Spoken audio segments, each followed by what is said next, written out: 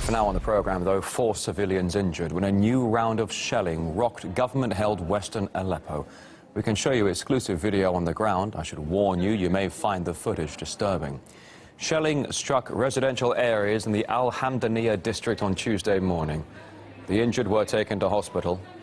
The attacks are just the latest from the militant-controlled parts of the city, which have killed dozens of civilians in recent days.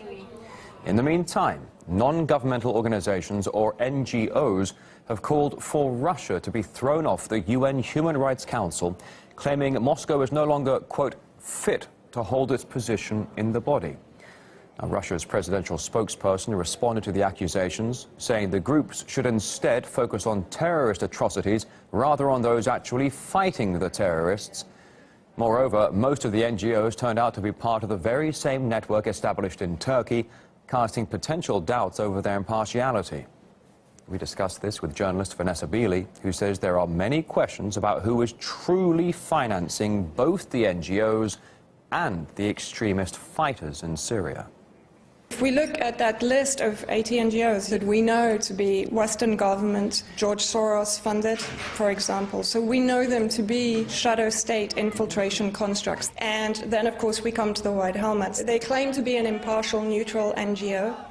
They are, in fact, multi-million funded by the United States, by the UK Foreign Office, by Japan, Denmark, Germany, Holland and France. And in fact, we saw them recently being entertained as heroes in the Assemblée Nationale in Paris. From all of the information that we've received, they are acting as terrorist support groups in the sense of bringing equipment, arms, funding even into Syria. The White Helmets do no humanitarian work. They're very poorly trained in paramedic work, and if you watch any of the videos, that becomes very obvious that they have no paramedic training.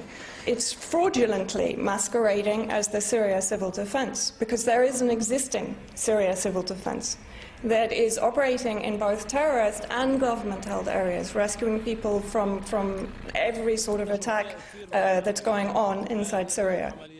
My colleague Nadira Tudor also spoke to the director of one of the groups, calling for Russia to be thrown off the UN Human Rights Council.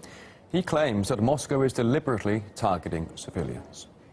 There is a violation in Western Aleppo by randomly shelling, but it's incomparable at all, which is used by Russian airplanes. When it's targeting purely civilians' point and killed civilians, we cannot say here it's collateral damage. It's deliberated attack, and it's repeatedly. We are not speaking about collateral damage. It's of no benefit to any country to target civilians. It's a very strange comment to make. No, there is benefit. There is benefit in order to make the society surrender, in order to make enforced displaced, in order to open corridor and say to the civilians, come out, where to the arrested to be in enforced disappearance, like what's happened in Homs, in old neighborhoods in Homs. Okay, I think, Fidel, let's move on to Saudi Arabia. Saudi Arabia hopes to be re-elected to the UN Human Rights Council on Friday, yet, and this is well documented, it's a country that's far more dubious, surely, with its human rights record. Again, I ask the question of double standards here. Is this right that Saudi Arabia is hoping to be re-elected for human rights? No, of course. There is, of course, condemnation for the violation. We are not documenting what's going on in Yemen, but also... You're not?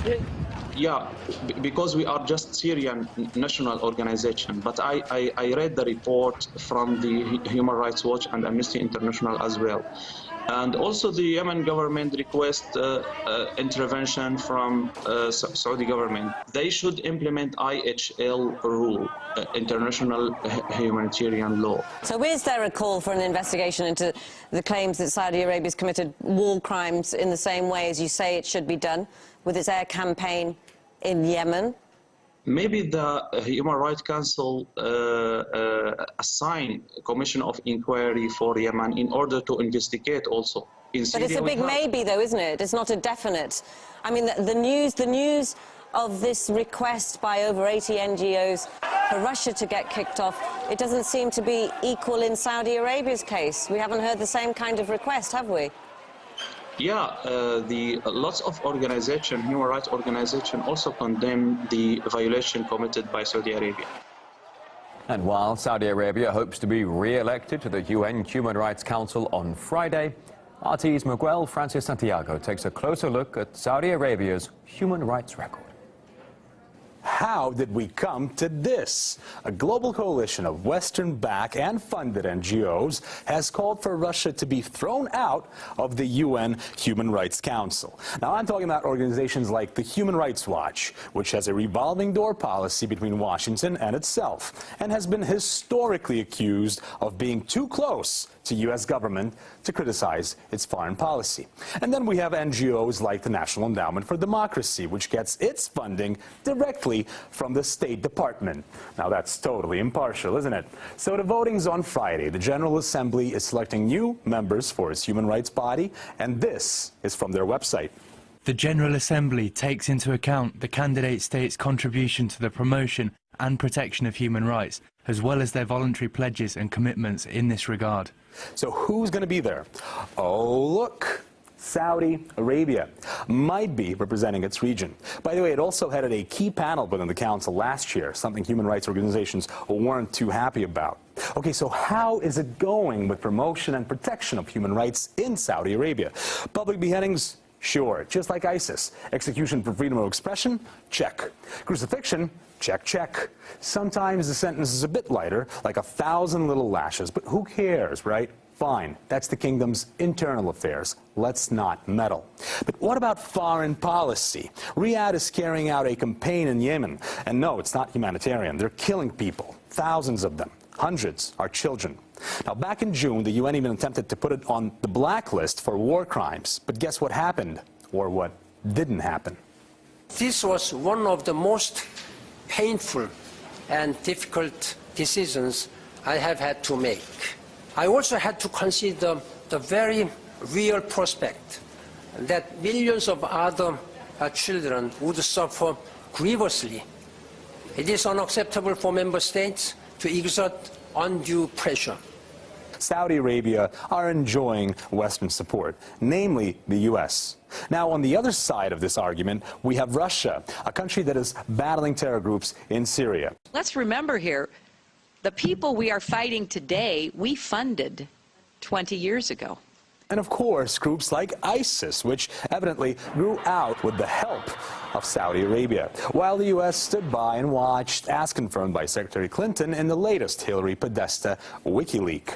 So Russia is destroying those terrorists, while the U.S. is trying to get the last power figure, Assad, out of the picture, to perhaps have an ending like in Libya, which led to the migrant crisis, or perhaps like in Iraq with Saddam, which led to a power vacuum that helped conceive ISIS. So you see, I think, in my humble opinion, Russia doesn't want this sort of order out of chaos. But unfortunately, for whatever reason, the West clearly wants just that. I'm Miguel Francis Santiago, over and out.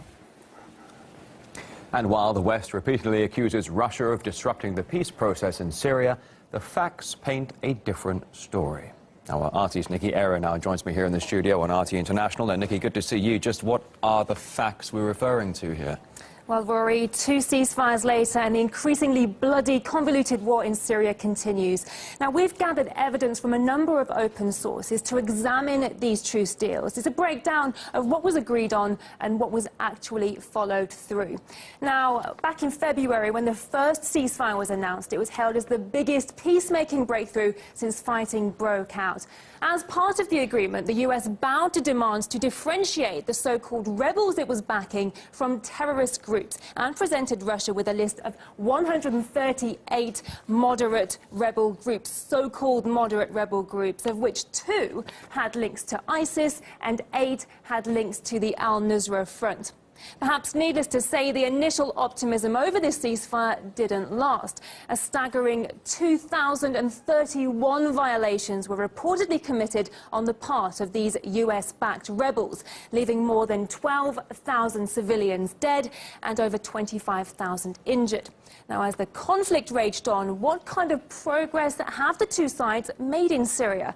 Well, Russia has pounded militant targets with an average of 150 strikes a day, killing over 30,000 terrorists. The US conducted around 6 to 15 strikes against ISIS per day, with 0 strikes against the al-Nusra Front. Now, given the result of the first ceasefire, it's hardly surprising that many observers had been pessimistic about a second attempt, which came into effect on September the 12th. The focus of this ceasefire was to ease what had become a desperate situation for civilians in Aleppo. Now, this time the aim was to create humanitarian corridors, you may remember, so that civilians could exit the embattled city. As agreed, Russia set up a checkpoint on the western section of the city's main supply route, Castello Road. But the US failed to meet the terms of the agreement as it struggled to tame its allies, these so-called moderate rebels, into cooperating with this plan. And by the time Russia had set up 7 checkpoints for civilians, as well as 1 for rebels to leave the city with their weapons, the US efforts were lagging behind. Its failure to organize civilians arguably enabled these militants to plant mines inside the corridors. The result? No civilians made their way to safety. Overall, the so-called moderate opposition groups violated the ceasefire over 300 times, and more than 80 civilians were killed. Meanwhile, efforts targeting terrorist positions in Syria have continued. Russia has conducted an average of 50 sorties a day, with up to 150 airstrikes against ISIL and al-Nusra positions. During this same period, the US has conducted 12 to 15 sorties and around 10 airstrikes a day, with not a single attempt made on al-Nusra positions. So there you have the breakdown of these ceasefires so far. All right, RT's Nikki Aaron, thank you.